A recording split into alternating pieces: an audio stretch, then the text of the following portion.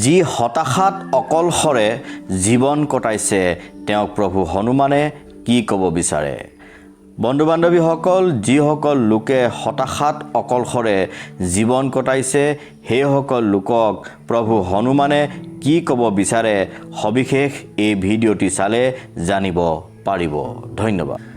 যিসকল লোকে অকলশৰে জীৱন অতিবাহিত কৰিছে, আত্মীয় স্বজন থকা পিছতো যাৰ জীৱন অকলশৰীয়া, জনসমুদ্ৰৰ মাজতো যি নিথৰুৱা, আপোন বুলিবলৈ কোনো নাই, যিসকল আছে সেইসকলক আপোন বুলিব নোৱাৰি, কাৰণ আপোনজনে নিজৰ স্বাৰ্থৰ কথা নাভাবে।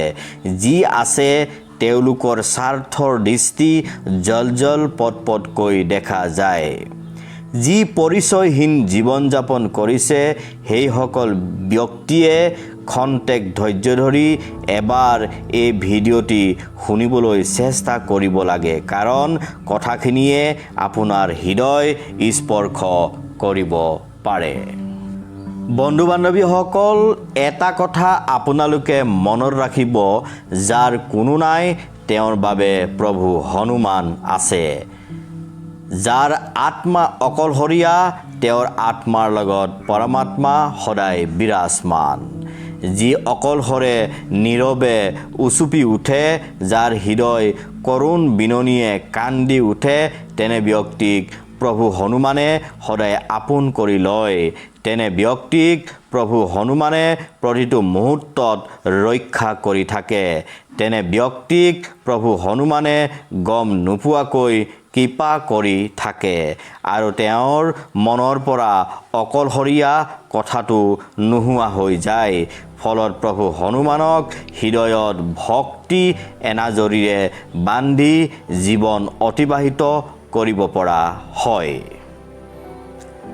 বন্ধু বান্ধৱীসকল, প্ৰভু হনুমানে জাত পাত, উচ্চ নীচ, ধনী নিধনী, জ্ঞানী অজ্ঞানী, মূৰ্খ পণ্ডিত আৰু স্ত্ৰী অথবা পুৰুষ একোকে নাচায়। প্ৰভু হনুমানে কেৱল হৃদয়ৰ পৰা স্মৰণ, চিন্তন আৰু শুদ্ধ ভাৱক বিচাৰে। সেইকাৰণে যি প্ৰভু হনুমানৰ ভক্ত তেওঁ কোনো কাকো নিন্দা নকৰে, কাৰো অহিত চিন্তা নকৰে, সকলোৰে মংগল কামনা কৰে। প্ৰভু হনুমানে যিজন ব্যক্তিৰ প্ৰেম সত্য হয়, যিজন ব্যক্তি নিস্বাৰ্থ হয়, সেইজন ভক্তক কেতিয়াবা প্ৰভু হনুমানে হনুমান চালিচাৰ মাধ্যমে, কেতিয়াবা স্মৰণৰ মাধ্যমে, কেতিয়াবা ভজন কীৰ্তনৰ মাধ্যমে আৰু কেতিয়াবা কোনোবা বৃদ্ধাৰ মাধ্যমে ভক্তক কৈ যায় যে সকলো ভাল হ'ব, ভগৱানক বিশ্বাস কৰা। প্ৰভু হনুমান বিভিন্ন মাধ্যমেৰে ভক্তৰ ওচৰলৈ আহিব পাৰে, যেনে ৰোগীয়া ওচৰলৈ কবিৰাজ বা ডক্তৰ ৰূপত, ভক্তৰ ওচৰলৈ ভকতৰ ৰূপত, জ্ঞানী ওচৰলৈ গুৰু ৰূপত ইত্যাদি। সেইকাৰণে যিসকল লোকে নিৰন্তৰ প্ৰভু হনুমানক পূজা অৰ্চনা, তেওঁৰ নাম শ্ৰৱণ কীৰ্তন কৰে, সেইজন ভক্তৰ জীৱনলৈ কেতিয়াও সমস্যা নাহে। সেই ভক্ত বিপদমুক্ত হয়, মৃত্যুৰ ভয় নাথাকে।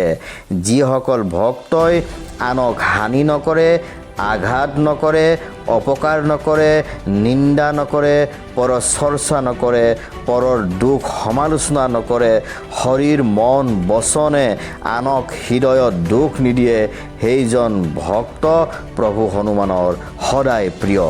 সেইজন ভক্তৰ দুখ মোচনত প্ৰভু হনুমান সদায় আগ্ৰহী হয়। যিসকল লোকে মন বচন আৰু কৰ্মই প্ৰভু হনুমানক স্মৰণ কৰে, সেইসকল লোকৰ সকলো দুখ তেওঁ হৰণ কৰি লয়। সেইসকল লোকৰ সৰ্ব বিপদ মুক্ত কৰে। সেইসকল লোকক প্ৰভু হনুমানে কেতিয়াও ত্যাগ নকৰে। যি আপোনজনক হেৰুৱাই প্ৰভু হনুমানক আপোন কৰি লয়, যি নিন্দা কৰাজনক ত্যাগ কৰি প্ৰশংসা কৰাজনক আপোন কৰি লয়, যি মৌনতাক ত্যাগ কৰি নিত হনুমান চালিচা পাঠ কৰিবলৈ আৰম্ভ কৰে, তেওঁৰ জীৱন পদুম ফুল ফুলাৰ দৰে ফুলিবলৈ আৰম্ভ কৰে। সেইকাৰণে যি প্ৰভু হনুমানক হৃদয়ত এক কৰি মন দৃঢ় কৰি বচন শুদ্ধ কৰি একান্ত মনে হৃদয়ৰ পৰা বিচাৰে, তেওঁ প্ৰভু হনুমানক বিভিন্ন ৰূপত পায়, কেৱল মাত্ৰ অনুভৱৰ প্ৰয়োজন। এইখন সমাজতে বিভিন্নজনে বিভিন্ন ধৰণে প্ৰভু হনুমানক পোৱাৰ উদাহৰণ আছে, কেৱল মাত্ৰ ভক্তৰ একান্ত শুদ্ধ স্পৃহা আৰু নিৰন্তৰ নাম স্মৰণৰ প্ৰয়োজন। ধন্যবাদ।